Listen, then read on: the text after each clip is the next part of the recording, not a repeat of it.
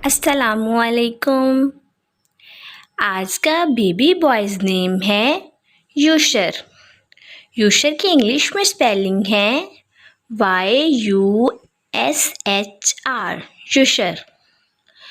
इस नेम का मज़हब है इस्लाम और जिन्स है इसका लड़का।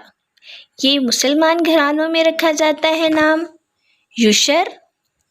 मायने है इस नाम के ज़िंदा रहने वाला यूशर।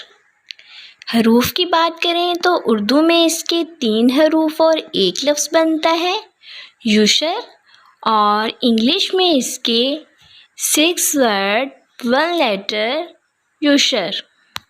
तफसील है इस नाम की यूशर अली मोहम्मद यूशर।